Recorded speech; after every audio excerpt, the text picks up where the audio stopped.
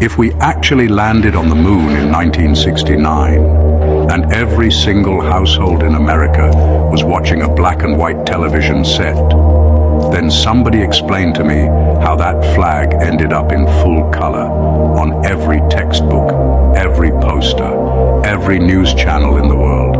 Where did the color come from? And here's what makes it weirder. Astronauts floating around in the vacuum of space, but that same flag is rippling, waving, like there's wind, in a place where wind literally cannot exist. Now hold on, before you scroll, ask yourself this. Why does a country that had trouble launching a weather balloon suddenly crack interstellar travel in under a decade?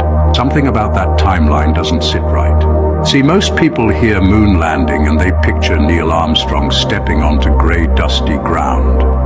But nobody stops to ask the small questions, the ones hiding right in plain sight. Television technology in 1969 was barely keeping up with live football games. Cameras at that time could barely capture a clear image in a lit studio, let alone 238,000 miles away on a dead rock with no atmosphere. Yet somehow the footage came back crisp, sharp, almost cinematic. And get this, NASA admitted they lost the original raw footage. Gone, the highest achievement in human history, and they just misplaced it, like a grocery list. Now here's where it gets uncomfortable. Stanley Kubrick, one of Hollywood's greatest directors, filmed 2001: A Space Odyssey, just 1 year before the moon landing. A movie so realistic that people genuinely debated whether it was real. Some researchers have spent years connecting those dots. Think about the lighting in the moon landing footage.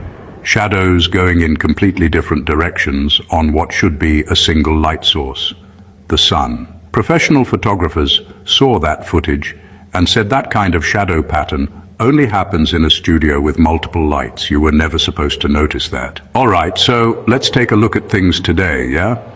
It's a bit odd how some stories just get repeated over and over, without anyone really digging into the details. Makes you wonder if we're actually getting the full picture, or just what we're supposed to see. The goal isn't to tell you what to believe. Nah, that's not it at all. The goal is to get you asking questions that the mainstream narrative never bothered to answer. When you start pulling at small loose threads, the color footage, the waving flag, the missing tapes, the whole story starts looking less like history and more like a very well-funded production. Countries that tried to reach the moon after 1969 with modern rockets, modern computers, modern cameras have failed multiple times. India's mission crash-landed. Russia's program collapsed. China is still trying. Yet in 1969, with computers less powerful than your pocket calculator, they did it flawlessly. First try, perfect landing, safe return, broadcast worldwide. The Wright brothers took years of failed attempts before flying 12 seconds, but somehow the moon shot worked out perfectly, start to finish, first time. Every single element, with 1960s technology. You were never taught to question that. So yeah, just think about it for a moment.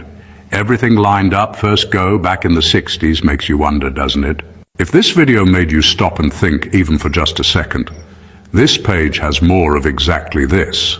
Hit follow right now, because the next video might just change how you see everything.